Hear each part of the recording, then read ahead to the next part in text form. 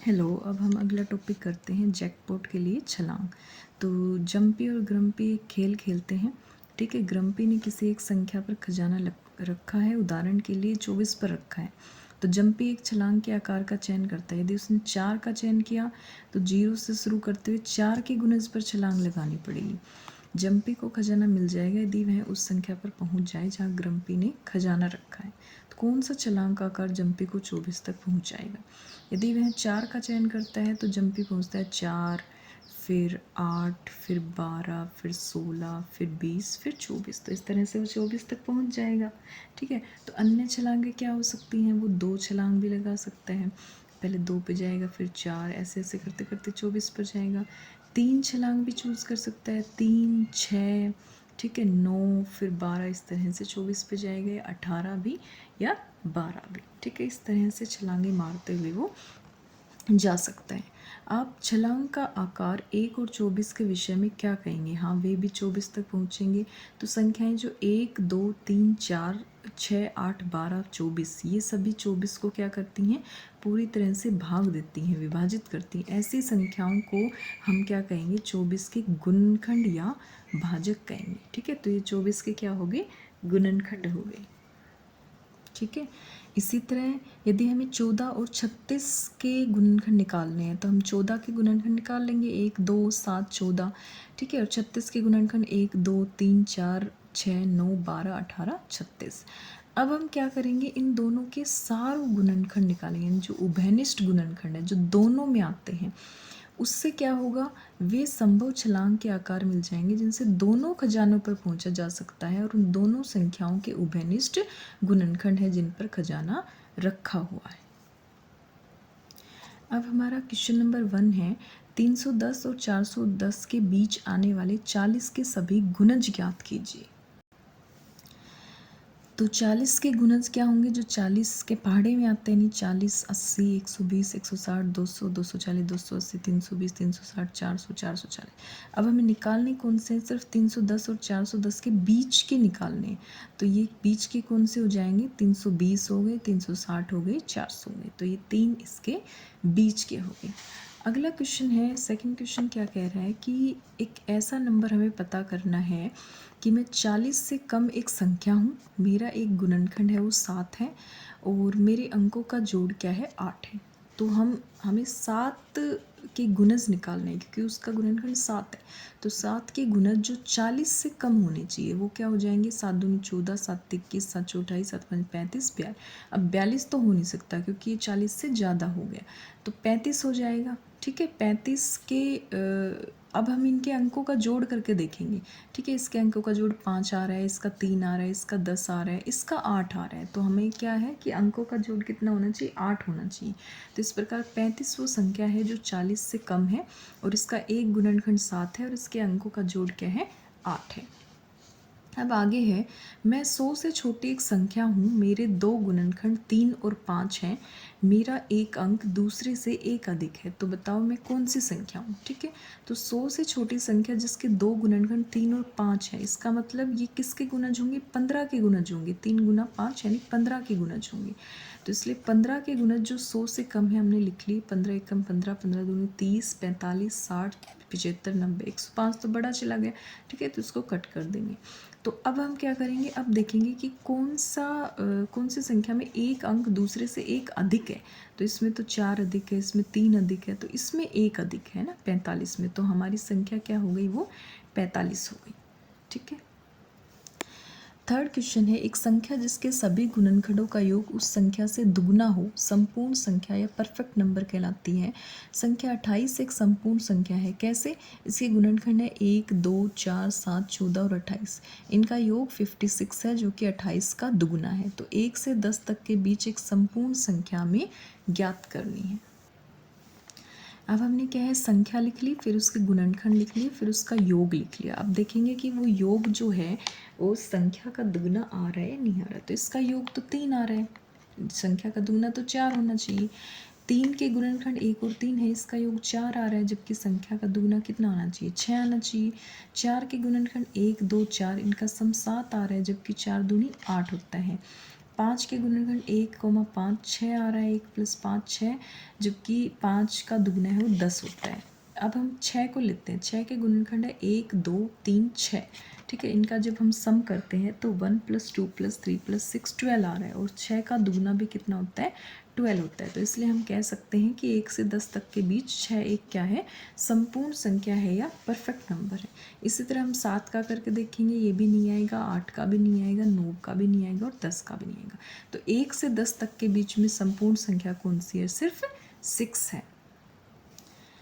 Next 4th question है, उभयनिष्ठ गुणनखंड ज्ञात कीजिए। किस किस के उभयनिष्ठ गुणनखंड ज्ञात करने हैं, 20 और 28 के, 35 और 50 के, 4 8 और 12, 5 15 और 25 के।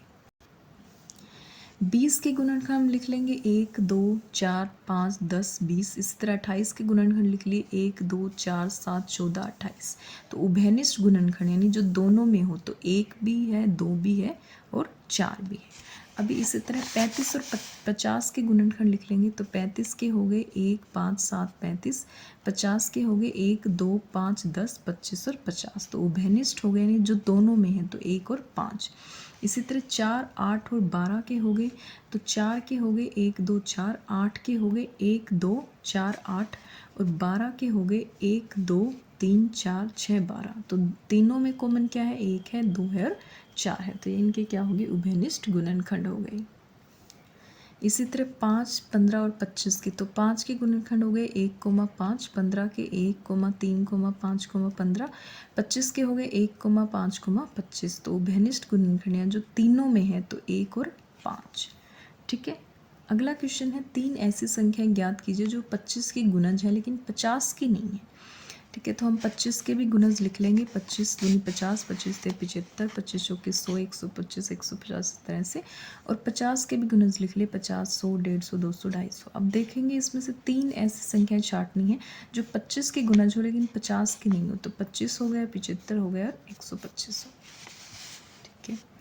आगे है, अंशु और उसके मित्र दो संख्याएं लेकर इडली वड़ा खेल खेल रहे हैं। दोनों संख्याएं 10 से छोटी हैं। पहली बार यदि कोई इडली वड़ा कहता है तो वह संख्या 50 के पश्चात आती है। तो वे दोनों संख्याएं क्या होंगी जिन्हें इडली और वड़ा कहा जाएगा। तो पहले हमने 10 से छोटी सारी संख्याएं लिख ली, 1 2 3 4 5 6 7 8 9, ठीक है। अब यदि हम 1 से 5 तक की यदि हम संख्याओं को लें, तो ये तो 1 दूनी 2, यानी इनका जो सार गुणनखंड है वो तो 2 आ रहा है, फिर ये 6 आ रहा है, ये 12 आ रहा है, ये 20 आ रहा है, जो कि सारे किससे 50 से कम है, लेकिन हमें 50 से ज़्यादा चाहिए।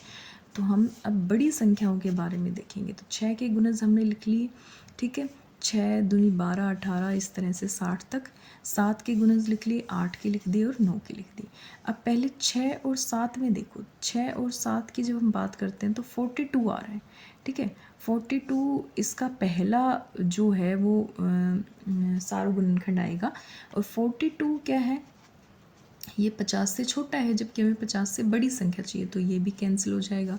फिर 6 और 8 की जब हम बात करते हैं तो 24 है, ये भी छोटा है।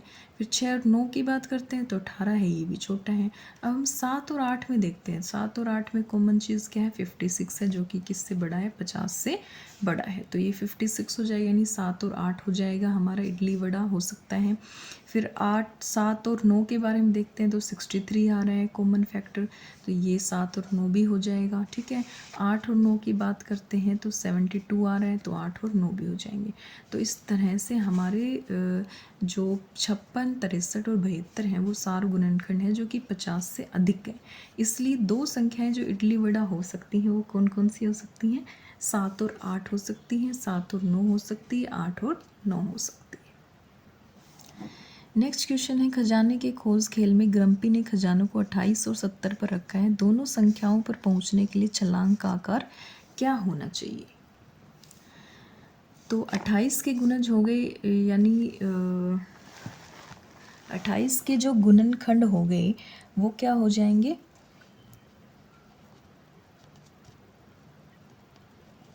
28 के गुणनखंड हो गए वो हो गए 1 2 4 7 14 28, और 70 के गुणनखंड हो गए 1 2 5 7 10 14 35 70। इसलिए दोनों संख्याओं तक पहुंचने के लिए छलांग का आकार क्या होगा, जो दोनों में कॉमन आए। कॉमन क्या आ रहा है, 1 2 7 और 14, तो ये हमारा आंसर हो जाएगा, ठीक है। 8वां क्वेश्चन है कि नीचे दिए गए चित्र से गुना में उभयनिष्ठ गुणज को छोड़कर सभी संख्याओं को मिटा दिया जाता है। पता लगाइए कि वे संख्याएं कौन सी हो सकती हैं और उन संख्याओं को खाली स्थान में लिखिए। तो 8वें क्वेश्चन में हमें इस तरह का डायग्राम दे रखा है। इसमें क्या है कि ये भी नहीं बताया कि किसके गुणज है, ये भी नहीं बताया, सिर्फ सार गुणज बता रखे हैं कि सार गुणज ये किसके हैं। तो सबसे पहले हम 24 को ही उठाएंगे क्योंकि 24 क्या है, सबसे छोटा है। ठीक है, तो जैसे ही हमने 24 को उठाया तो 24 के जो गुणनखंड हैं यानी फैक्टर है वो क्या बन रहे हैं, 8 3 24, 3 और 8 बन रहे हैं। ठीक है, फिर हमने देखा 3 के हमने गुणज लिख लिए। ठीक है, और हमने 8 के गुणज लिख लिए। अब हमने देखा इनमें सबसे पहले जो सार गुणनखंड आ रहा है हमारा 24 आ रहा है, फिर हमारा 48 आ रहा है, फिर हमारा 72 आ रहा है। तो इसका मतलब यहाँ पे हम किसके गुणज लिख देंगे, सारे 3 के गुणज लिख देंगे, यहाँ पे 8 के गुणज लिख देंगे और यहाँ पे 3 और 8 दोनों के सार गुणज दे रखे हैं। ठीक है, अगली है 9वां क्वेश्चन। एक सबसे छोटी संख्या ज्ञात कीजिए जो 7 को छोड़कर 1 से 10 तक की सभी संख्याओं का क्या हो, गुणज हो। ठीक है, तो हम लघुत्तम समापवर्तक वाला जो तरीका होता है एलसीएम निकालने का, उससे हम निकालेंगे 1 से 7 को छोड़कर 1 2 3 4 5 6 8 9 10। इसमें हम पहले 2 से डिवाइड करेंगे, यहाँ पे 1 आ जाएगा, यहाँ पे 2 आ जाएगा। ठीक है, जो जो संख्या 2 से डिवाइड होती जा रही है उनको डिवाइड करते जाएंगे, फिर 2 से करेंगे, फिर 2 से करेंगे, फिर 3 से करेंगे, फिर 5 से करेंगे। इस तरह से जब तक लास्ट में 1 1 नहीं आ जाए तब तक हम प्राइम नंबर से यानी अभाज्य संख्याओं से भाग करते रहेंगे। तो सबसे छोटी संख्या जो 7 को छोड़कर 1 से 10 तक की सभी संख्याओं का गुणज होगी, इनको मल्टीप्लाई कर लेंगे। ठीक है, 2 गुना 2 गुना 2 गुना 3 गुना 3 गुना 5, तो ये कितना हो गया, 360 इसका आंसर आ गया। 10वां क्वेश्चन है, एक सबसे छोटी संख्या ज्ञात कीजिए जो 1 से 10 तक की सभी संख्याओं का क्या हो, गुणज हो। तो इसका भी वही तरीका है, इसमें हम 7 को भी इन्वॉल्व कर रहे हैं। ठीक है, तो वही 2 से डिवाइड कर देंगे, 2 से ये भाग हो रहा है, 2 1 कम 2, 2 दूनी 4, 2 3 6, 2 चौके 8, 2 पंजे 10। फिर 2 से करेंगे तो ये हो जाएगा 2 1 कम 2, ठीक है, 2 दूनी 4, फिर 2 से करेंगे, ठीक है, ये हो जाएगा 2 1 कम 2, फिर 3 से करेंगे, 3 वाले जितने भी मल्टीपल हैं, फिर 5 से करेंगे, ठीक है, फिर 7 से करेंगे। तो जब तक 1 1 नहीं आ जाए तब तक हम करते रहेंगे। तो सबसे छोटी संख्या जो 1 से 10 तक की सभी संख्याओं का गुणज हो, इन सभी का क्या हो जाएगा, मल्टीपल हो जाएगा। तो 2 गुना 2 गुना 2 गुना 3 गुना 3 गुना 5 गुना 7, तो ये हो जाएगा 2520 हमारा आंसर आ जाएगा।